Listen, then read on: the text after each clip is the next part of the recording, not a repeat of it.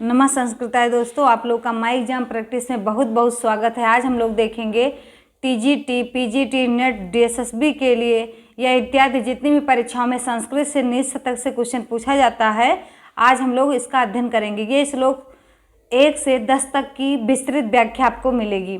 ये भर्तृहरि द्वारा रचित श्लोक है जिसको निज शतक कहते हैं। निज शतक का मतलब होता है इसमें 100 श्लोक से ज़्यादा आपके नीत दोहे हैं। तो देखेंगे इसका पहला है आपका दिक्कालाद छिन्न अनंत चिन्ह मात्र मूर्तये स्वानुभूते कमानाय नमः शांताय तेजसे। तो देखते हैं ये है आपका पहला श्लोक, और पहला श्लोक जो है इसे मंगलाचरण कहेंगे। और कौन सा मंगलाचरण इसमें पूछा जाएगा, तो नमः लिखा है। नमः का मतलब होता है नमस्कारात्मक। इस मंगलाचरण कितने होते हैं, तो 3 प्रकार के होते हैं। वस्तु निर्देशात्मक, नमस्कारात्मक और आशीर्वादात्मक, 3 प्रकार के मंगलाचरण होते हैं। ये भर्तृहरि द्वारा जो रचित ग्रंथ है निज शतक, ये इसमें आपका नमः जो है, नमः से ही बोध हो रहा है कि इसमें नमस्कारात्मक मंगलाचरण है। शांताय माने होता है शांति के लिए। तेजसे मतलब क्या होता है कि ज्योति स्वरूप को, ये जो ब्रह्मा जो ज्योति एक स्वरूप है, इस ब्रह्मा को मैं शांति के लिए नमस्कार करता हूँ। अब इसके आगे इसका सब क्या है, आपका विशेषण है। दिक् कालाद्य, वो ब्रह्मा कैसा है जो पूरे दिक् काल को, दिक् माने दिशाओं को, काल माने काल को, काल माने काल को या समय को, अवच्छिन्न माने घेरे हुए हैं, चारों तरफ से घेरे हुए हैं। अनंत माने जो अनंत है, जो चिन्ह मात्र मूर्तये है, अर्थात चिन्ह माने चिन्ह मात्र मूर्तये मतलब जो ज्ञान का स्वरूप है। और क्या है, जो स्वानुभूति, जो केवल आत्मा अनुभव के द्वारा ही जाना जाए, ऐसे ब्रह्म को नमस्कार करता हूँ। किसके लिए, शांति के लिए। तो देख फिर से समझ लीजिएगा इसको। दिक्कालाद छिन्न अनंत चिन्ह मात्र मूर्तये स्वानुभूते कमानाय नमः शांताय तेजसे। तो जो दिक् है, दिक् माने दिशाएं, दिक् माने क्या होता है, दिशा। काल माने होता है समय, जो सबको घेरे हुए है, जो दिशाओं को घेरे हुए है, समय को घेरे हुए। और जो अनंत है, जिसका कोई अंत नहीं है।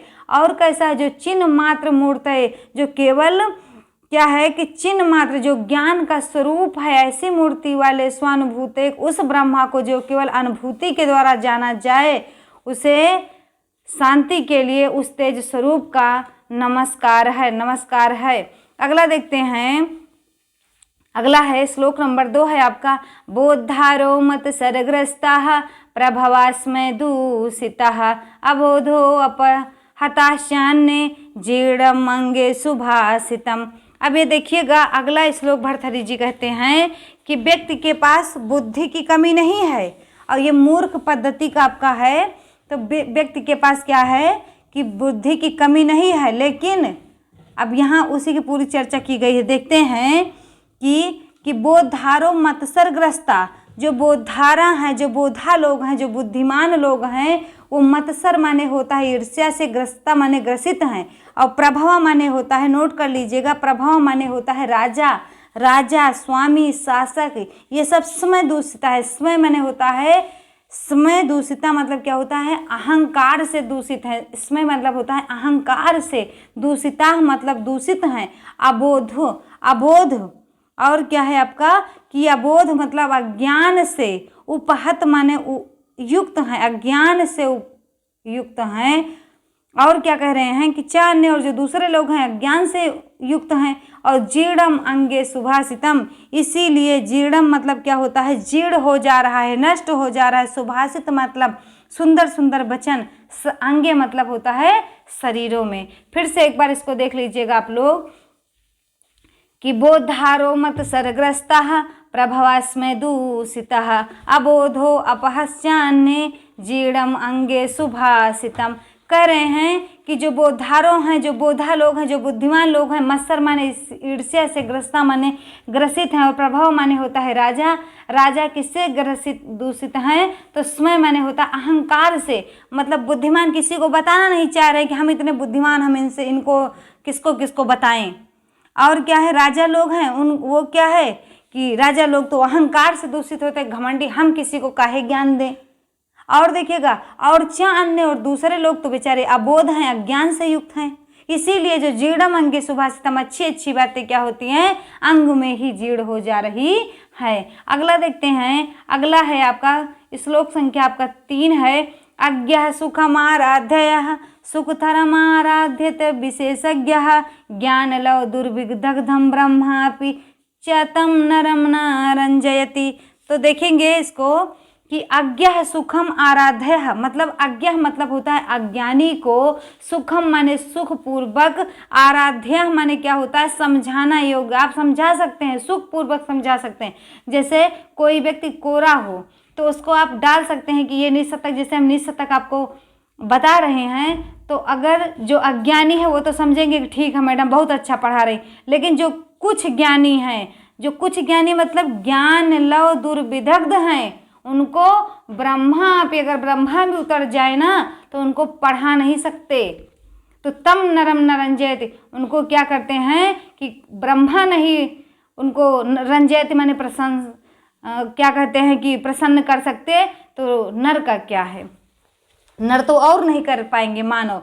तो देखते हैं इसके ऊपर वाली पंक्ति है, अज्ञः मतलब अज्ञानी को, सुखम आराध्य मतलब सुख पूर्वक समझाया जा सकता है, सुख तरम आराध्य विशेषज्ञ, और जो विशेषज्ञ हैं उनको तो और सुख पूर्वक आप ज्ञान दे सकते हैं, समझा सकते हैं। लेकिन जो ज्ञान लव दुर्विदग्ध हैं, मतलब जो ज्ञान रूप, जो ज्ञान से केवल जल चुके हैं, मतलब थोड़ा बहुत उनको नॉलेज है ना, उनको ब्रह्मा भी क्या कहते हैं, प्रसन्न नहीं कर सकते हैं। तो नर की कोई बातें नहीं है। उम्मीद है आपको बेहतर समझ में आया होगा। तो देखते हैं इसको आगे पढ़ के कि अज्ञः सुखमाराध्ययः सुखतरमाराध्यते विशेषज्ञः ज्ञानलव दुर्विदग्धं ब्रह्मापि च तं नरं न रंजयति। ये कई बार एक क्वेश्चन टीजीटी में आया है कि ब्रह्मा किसको प्रसन्न नहीं कर सकता है। तो जो ज्ञान लव दुर्विदग्धम है उनको ब्रह्मा भी खुश नहीं कर सकता। अगला देखते हैं कि ये देखिएगा, ये बहुत अच्छा श्लोक है आपका कि प्रसह मणिमुद्रेण मकर वक्र दृष्टान्तरात् समुद्रपि संतरेत प्रचलद उर्मिमाला कुलम भुजंगमपि कोपितं शिरसि पुष्पवद् धारयेत न तु प्रतिनिविष्ट मूर्ख जनम चित्तमाराधयेत। फिर से देखिएगा, प्रसहे मणिमुद्रेण मकर वक्रति दृष्टान्तरात् समुद्रमपि संतरेत प्रचलद उर्मिमालाकुलं भुजंगमपि कोपितं शिरसि पुष्पवद् धारयेत न तु प्रतिनिविष्ट मूर्ख जन चित्तम आराधयेत। तो देखेंगे प्रसय, ये देखिएगा आगे है मूर्ख के बारे में, ये भी है कि मूर्ख के चित्त को आप क्या कर सकते हैं, प्रशंसा मतलब प्रसन्न नहीं कर सकते। मूर्ख के चित्त को कभी भी प्रसन्न या खुश नहीं कर सकते हैं, बल्कि ये जितनी उपयुक्त लाइनें दी गई हैं इसको आप कर सकते हैं। क्या क्या, तो देखिएगा प्रसह माने क्या होता है, बलपूर्वक। प्रसह माने नोट कर लीजिएगा आप लोग, बलपूर्वक। मणि माने मणि को उद्धरेण लिखा है, उद्धरेण माने क्या होता है, उद्धरेण। मकर माने क्या होता है, मगरमच्छ के वक्त दृष्टान्तरात्, अंतरात मतलब बीच से, दृष्टा मतलब होता है दांत, जो दाढ़ा होता है ना मगरमच्छ का, जैसे ये है आपका मगरमच्छ है तो इसके बीच जो दाढ़े बने हैं, इसके बीच में मणि रखी है ना, उसको भी आप बलपूर्वक निकाल सकते हैं। और क्या कह रहे हैं कवि कि समुद्रम अपि संतरेत, समुद्र में भी आप संतरेत मतलब संतरा नहीं होता, संतरेत मतलब होता है आप पार कर सकते हैं, समुद्र को भी पार कर सकते हैं। वो भी कैसे समुद्र को, तो प्रचलद उर्मिमाला कुलम मतलब क्या होता है कि जो चलायमान हो, जो लहरों के समूहों से व्याप्त हो, ऐसे सागर को भी आप क्या कर सकते हैं, पार कर सकते हैं। और क्या कह रहे, भुजंगम अपि, भुजंग को भी, और कैसा भुजंग, कोपितम भुजंग को, मतलब जो क्रोधित सांप को भी आप शिरसि माने सिर पर, पुष्पवद धारयति मतलब फूल के समान धारण कर सकते हैं। लेकिन न तो प्रतिनिविष्ट, लेकिन आप नहीं कर सकते क्या कि मूर्ख जन के चित्त को प्रसन्न नहीं कर सकते। मतलब ये जितना ऊपर वाली लाइन में बताया गया इतना इतना आप कर सकते हैं। मतलब मगरमच्छ के दाढ़े में से आप बलपूर्वक मणि को निकाल सकते हैं। और क्या कह रहे हैं कि चलायमान जो लहरें खूब चलायमान हो, मतलब चलायमान लहरों के समूह से व्याप्त आप समुद्र को भी पार कर लेंगे। आप क्रोधित सांप को भी अपने सिर पर फूल के समान धारण कर लेंगे, लेकिन आप मूर्ख व्यक्ति के चित्त को कभी प्रसन्न नहीं कर सकते। भर्तृहरि जी कह रहे हैं मूर्ख से बचने का मतलब है उससे ज़्यादा गधे आप हैं, इसलिए आप मूर्ख को कभी सुधार मत करिए कि वो कभी सुधर जाए। अगला देखते हैं, आपका है प्रश्न श्लोक संख्या आपका 5 है। लभेत सिकता सुतैलमपि यत्नतः पीडयन पिबेच मृगतृष्णाकाशुः सलिलं पिपासार्दितः कदाचित् दपि पर्यन्त ससविषाणमासादयेत न तु प्रतिनिविष्ट मूर्खजन चित्तमाराधयेत। देखेंगे लभेत माने प्राप्त कर सकते हैं, सिकतासु माने होता है बालू से, तैलम मतलब तेल, यत्नतया पीड़न मतलब जब आप खूब मेहनत करेंगे, यत्न पूर्वक प्रयास पूर्वक उसको खूब पीड़ित करेंगे मतलब खूब पिरोएंगे, तो उसमें आप बालू में भी तेल निकाल सकते हैं। क्या निकाल सकते हैं? तेल। और क्या कर सकते हैं आप? पिबेच पी सकते हैं, मृग तिसड़ा कासु मतलब मृग तिसड़ा होता है कि मृग क्या होता है कि जहाँ रेत होता है वहाँ ऐसे चमकता है जो उसी को देखकर मृग समझता है कि ये पानी है और चला जाता है। लास्ट में क्या होता है, मृग का ये वहम होता है और वो पानी रहता नहीं है, ऐसे धीरे धीरे करके मृग मर जाता है। उसी को कहते हैं मृग तिसड़ा कासु। जो मृग तिसड़ा होता है उससे भी पी सकते हैं क्या? सलिलम पिपासार्दिता मतलब पीकर क्या है, तो देखेंगे प्यास से जो इसका मतलब पूछा जाता है कई बार। इसका पिपासार्दिता मतलब क्या होता है? प्यास से व्याकुल व्यक्ति, सलिलम माने पानी को, पिबेच माने पी सकता है। कहाँ से? मृग तिसड़ा से। यत्न पूर्वक पीड़ित करने पर या पिरोने पर आप बालू से भी तेल निकाल सकते हैं। लेकिन और क्या करें, कदाचित कभी भी, पर्यंत मतलब घूमते हुए, आप सशक लिखा है मतलब खरगोश के भी विषाण मतलब क्या होता है? सींग, आसादयत मतलब प्राप्त कर सकते हैं। घूमते कभी बहुत घूम रहे हैं तो आपको कभी क्या कहते हैं, खरगोश सबसे सीधा जानवर होता है, उसके भी आप सींग को देख सकते हैं। लेकिन ना तो प्रतिनिविष्ट मूर्ख जन चित्तम आराधयेत, लेकिन आप मूर्ख जन के चित्त को कभी भी प्रसन्न नहीं कर सकते। मतलब इतना कठिन कठिन काम कर सकते हैं, तेल पिरो कर बालू को पिरो कर आप तेल निकाल लेंगे, लेकिन मूर्ख को प्रसन्न नहीं कर सकते। कह रहे मृग तिसड़ा से भी प्यास से व्याकुल व्यक्ति पानी पी सकता है, लेकिन मूर्ख के चित्त को प्रसन्न नहीं कर सकता। कभी घूमते हुए आप खरगोश में भी सींग पा जाएंगे, लेकिन आप मूर्ख जन के चित्त को प्रसन्न नहीं कर सकते। भाई जब डायरेक्ट लिख दिया कि ब्रह्मा नहीं प्रसन्न कर सकते तो नर की कौन सी औकात है। अगला देखते हैं, अगला आपका है, ये देखेंगे 6 नंबर प्रश्न, ये आपका श्लोक नंबर 6 है। ब्यालम बाल मृडाल तंतु भिरसव रोद्धुम समृंजिम्भते छेतु ब्रजमणिम शिरीष कुसुम प्रांतेन संहते माधुर्यम मधुबिंदुना रचियुतं क्षाराम्बुदीर्यते नेतुम वांछित यह खलान पथि सताम सूक्तैः सुधास्यान्दिभिः। तो बताएंगे इसमें क्या कहेंगे। ब्यालम लिखा है क्या?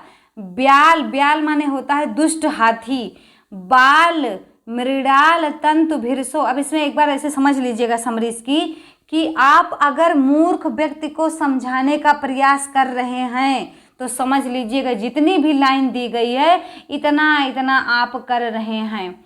तो देखिएगा जैसे मूर्ख व्यक्ति को यदि आप समझाने का प्रयास कर रहे हैं ना, तो समझिएगा आप ब्यालम माने दुष्ट हाथी को, बाल मृडाल तंतु भिरसो मतलब क्या होता है कि बाल वैसे भी मृडाल आपकी बहुत कोमल होती है, लेकिन बाल होगी तो और कोमल होगी। उसके तंतु माने होता है तंतु, भीरसौ क्या होता है कि तंतु से रोधुम माने बांधना चाह रहे हैं। और क्या है आपका कि सम जिरम्भते मतलब इच्छा करते हैं। ये आप देखिएगा, सनहते माने इच्छा करते हैं, ईहते मतलब इच्छा करते हैं, और सुधा सिंधभी मतलब क्या होता है ये आपको अभी बताते हैं। मतलब इन तीनों का अर्थ जब पूछा जाएगा तो आप तीनों का अर्थ लगाएंगे। समजिम्भते मतलब इच्छा करते हैं, सन्हते माने इच्छा करते हैं, ईहते मतलब भी इच्छा करते हैं।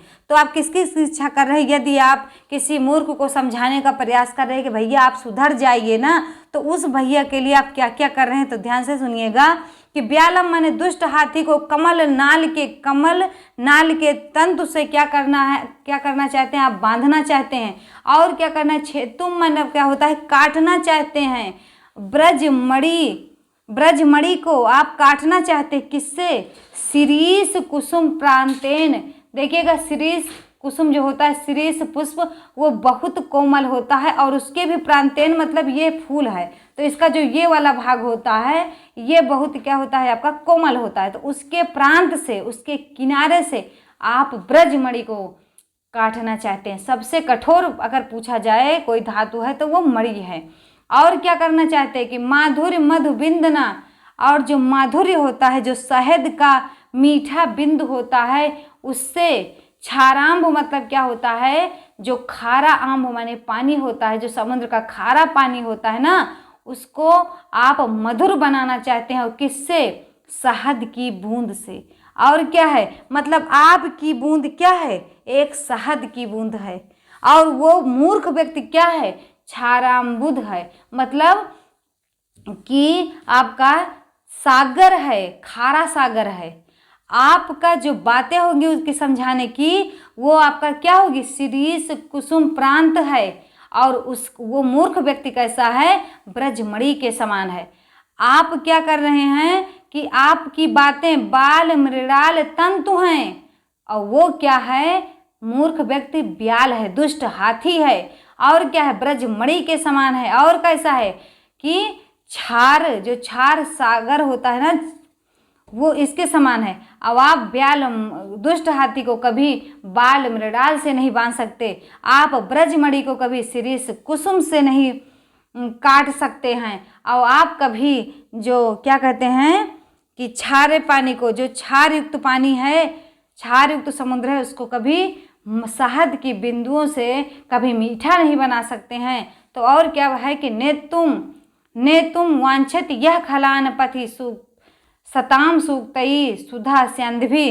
तो कह रहे हैं कि यदि तुम इच्छा करना चाहते हो, वांछित मैंने इच्छा चाहते हो, यह खलान की जो खलान है, वो जो दुष्ट व्यक्ति है, वो पथ माने रास्ते में, सताम माने चले, सज्जनों के रास्ते पर चले, तो समझ लेना सूक्तई मतलब सुंदर युक्ति, सुधा स्यंदभी का मतलब क्या होता है?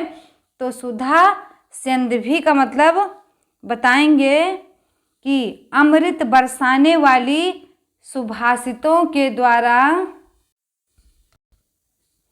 तो आप जो है, आपकी जो वाणी है, सूक्तई माने सुंदर उक्ति है, सुधा सिंधवी जो अमृत के समान, अमृत बरसाने वाली जो आपकी सुंदर सूक्ति है, अगर उसके द्वारा आप किसी दुष्ट व्यक्ति को सज्जनों के रास्ते पर चलाना चाहते हैं ना, तो भूल जाइए, क्योंकि दुष्ट हाथी कभी बाल मृणाल से नहीं बनता, और ब्रजमणि कभी शिरीष के कुसुम से नहीं कटती। और क्या है कि कभी भी जो क्षार सागर होता है, जिसका पानी इतना खारा होता है कि वो मध्यबिंद से कभी मीठा नहीं होगा।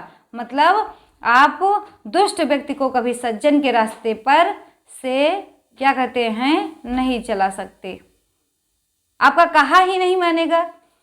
अगला देखिएगा 7 नंबर का है आपका, स्वायत्तम एकांत गुणम विधात्रा विनिर्मितम छादनम अज्ञातायाः विशेषता सर्वविदाम समाजे विभूषणम मौनम पंडितानाम। ये जो विभूषणम मौनम पंडितानाम है, ये मौनम अपंडितानाम है। ये कई बार क्वेश्चन पूछा गया है कि जो अपंडित हैं उनके लिए क्या कहते हैं कि विधात्रा माने विधाता ने, एकांत मानव एक, गुणम मतलब गुण बनाया है, स्वायत्त मतलब जो स्वयं से कर सकता है। एक गुड़ बनाया है जो स्वयं से कर सकता है। मतलब कोई ऐसा गुड़ भी है कि दूसरे के बिना सहायता से नहीं होगा, लेकिन मूर्ख व्यक्ति के लिए विधाता ने एक गुड़ बनाया है जो स्वायत्त है, जिसको वो स्वयं से कर सकता है। और विनिर्मितम मतलब क्या होता है, विनिर्मित किया है, छादनम अज्ञातया है, जिससे उनकी अज्ञानता को ढका जा सकता है, उनकी जो अज्ञानता है उसको छिपाई जा सकती है। अब विशेषता कहाँ, सर्व विदाम समाजे, सर्व मतलब सभी, विदाम माने विद्वानों की, समाजे मतलब जहाँ समाज बैठा हो, जहाँ सभा बैठी हो, सभी विद्वानों की सभा बैठी हो, वहाँ तो विशेषतया। क्यों? क्योंकि विभूषणम मतलब क्या होता है, ये जो आभूषण है आपका कौन सा, मौनम, मौन रहना। देखिएगा कालिदास मौन रहकर ही बढ़िया स्त्री को ले आए थे, विद्योत्तमा को, पढ़ी लिखी लड़की। तो ये बताया गया है कि जो व्यक्ति मौन रहता है ना, वो सर्वविदाम समाज में भी अपना दुर्गुण, जो अज्ञानता का गुण है, उसको क्या कर सकता है, छादना मतलब छिपा सकता है। और विधाता ने निर्मित किया है, विशेष रूप से निर्माण किया है ये अज्ञानों के लिए एक गुण को, जो अपने ऊपर क्या होता है, निर्धारित होता है कि हम कहीं गए हैं और अगर हमें अपनी अज्ञानता छिपाना है तो हम एक काम करें, अपना मौन रूपी आभूषण इस्तेमाल करें, या तो वहाँ विद्वानों की समाज में हम चुपचाप बैठ जाएं। ये अपंडितानाम, ये अपंडितों का या मूर्खों का सबसे बड़ा आभूषण है। पूछा जाएगा कि अपंडितों का सबसे बड़ा आभूषण क्या होता है, किससे सुशोभित होते हैं, विभूषणम माने सुशोभित होना, तो वो मौन रहकर बहुत सुशोभित होंगे। कहाँ, विद्वानों के समाज में ही वो विशेषता अपने अज्ञान को छिपा सकते हैं। और ये गुण किसने दिया है, तो विधाता ने दिया है। अगला देखते हैं 8वां नंबर का प्रश्न, वो है श्लोक आपका कि यदा किंचित ज्ञोहम द्विपयोमधान्धः समभवम तदा सर्वज्ञो अस्मीत्य भवदलिप्तं मम मनः, यदा किंचित किंचित बुधजन सकाशादवगतम तदा मूर्खोस्मीति ज्वर इव मदो से व्यपगतः। तो कह रहे हैं यदा किंचित मतलब जब मैं,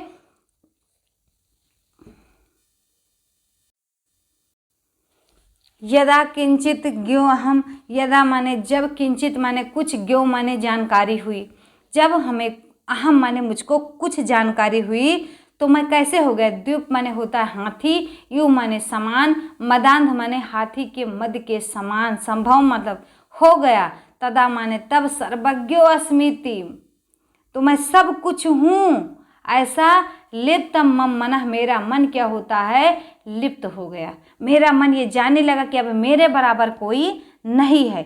लेकिन यदा किंचित, जब मैं किंचित, किंचित मतलब कुछ कुछ, बुद्ध जन मतलब विद्वानों के पास, आकाशाद अवगतम मतलब विद्वानों के पास पहुँचा, तदा मूर्खोस्मिति तब मैं मूर्ख हूँ ऐसा, ज्वर यू मदो से व्यपगता, ऐसा जो ज्वर था ना, जो बुखार था मद का, वो व्यपगता हो गया, वो क्या हो गया, व्यपगता हो गया, उतर गया। ऐसे ही होता है जब ये अंडे का शहजादा, कुल मिला के समझिए, जब हम लोग मतलब हमें कुछ जानकारी हो जाती है तो हम हाथी के समान मदांध हो जाते हैं, मद से अंधे हो जाते हैं और यही मान लेते हैं कि हम सर्वज्ञो अस्मि, मैं सब कुछ हूँ, और यही मन में अपने क्या होता है, बैठा लेते हैं कि मैं सब कुछ हूँ, अब मेरे बराबर कोई नहीं। लेकिन जब कुछ कुछ विद्वानों, कुछ कुछ जानकार विद्वानों के पास पहुँचा तो जो, तब मुझे पता चला, मेरा ये मद का बुखार उतर गया और मुझे पता चला कि तदा मूर्खोस्मिति मैं बहुत बड़ा मूर्ख हूँ। अगला देखते हैं, अगला है आपका 9 नंबर का है आपका, कृमकुलचितम लालाकिलनम विगंधि जुगुप्सितम निरुपमं रसम प्रीत्याखादन नरास्थि निरामिषं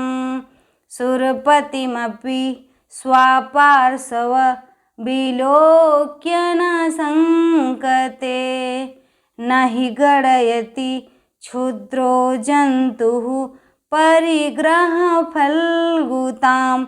ये देखिए आपका ये देखिएगा, इसमें आपका है कि क्रीम कुलचितम लाला किलनम, मतलब देखिएगा इस प्रकार के जो क्या कहते हैं मूर्ख लोग होते हैं,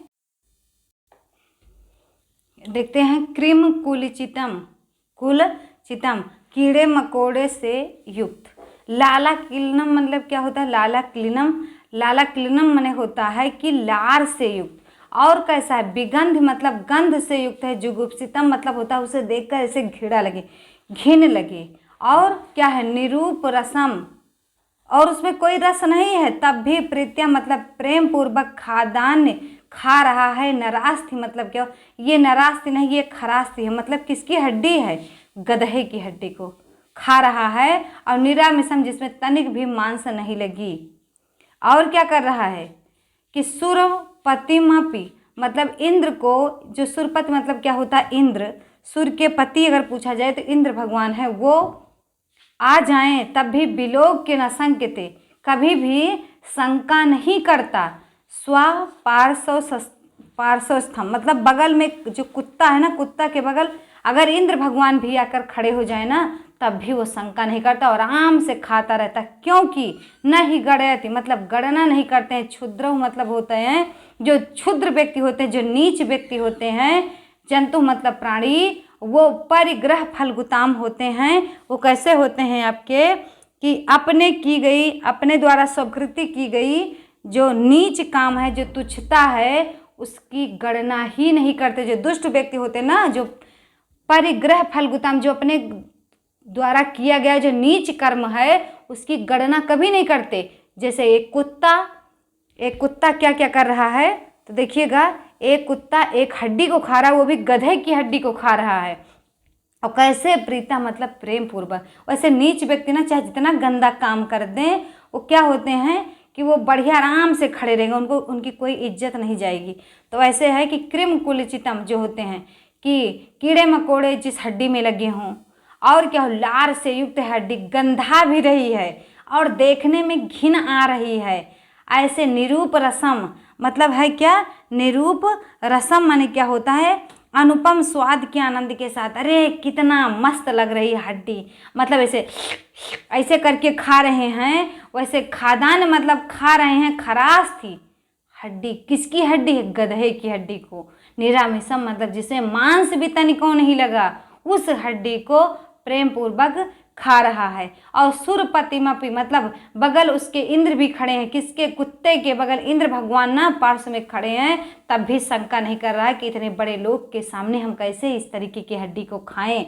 तो क्यों ऐसा, क्योंकि न ही गणित मतलब गणना ही नहीं करते। जो क्षुद्र जंतु होते हैं, जो नीच व्यक्ति होते हैं, वो अपने द्वारा किए गए जो गलत काम होते हैं, जो तुच्छ काम होते हैं, उसकी गणना नहीं करते हैं। अगला देखते हैं, ये है आपका 10 नंबर का और इस सेशन का ये आखिरी श्लोक है, मतलब निशतक का नहीं, इस सेशन का आखिरी श्लोक है ये कि शिरा सर्वं स्वर्गात् पशुपति शिरस्तः क्षितिधरं महीध्रान् दातुं गादवनीम् अवनेश्चापि जलधिम् अधोधो गंगेयं पदमुपगता स्थोकुमथवा विवेकभ्रष्टानां भवति विनिपातः सतमुखा।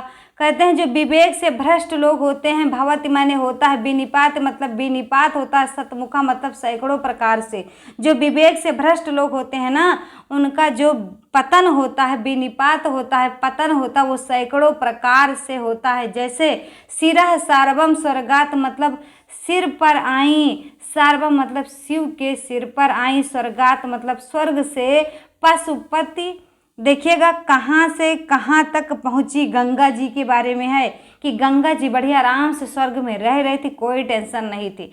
लेकिन देखिएगा फिर इतना उनका विनिपात हुआ सैकड़ों तरीके से। आज देखिए उनकी दुर्दशा इतनी खराब है कि आज उनमें चमड़े धोए जा रहे हैं। देखिएगा कैसे कैसे उनका पतन होता है। जैसे गंगा जी का पतन हुआ, वैसे ही जो विनिपात होता है, जो विवेक से भ्रष्ट लोग होते हैं, उनका भी सैकड़ों प्रकार से पतन होता है। तो देखिएगा आपका है कि क्या है आपका कि देखेंगे तो देखते हैं कि गंगा जी कैसे आई। सिरा सारबम, सिर पर आई किसके? सार्वभौम मतलब शिव जी के।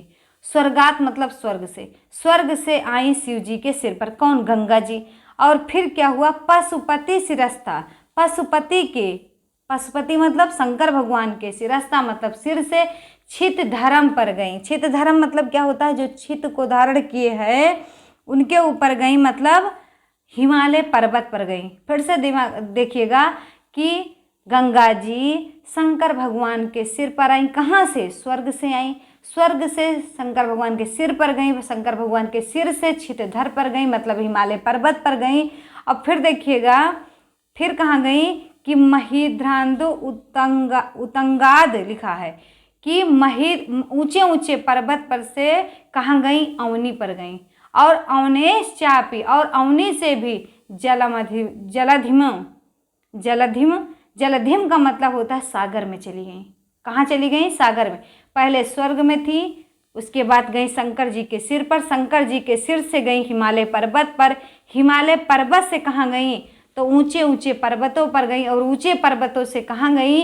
अवनी पर गई, और अवनी से भी मतलब पृथ्वी पर से भी वो सागर में चली गई। इसी प्रकार अधोधो गंगेयम, कह रहा अधोधो गंगेयम मतलब नीच, फिर इससे नीच गंगा जी पदमुपगता स्तोक, अथवा मतलब क्या होता है?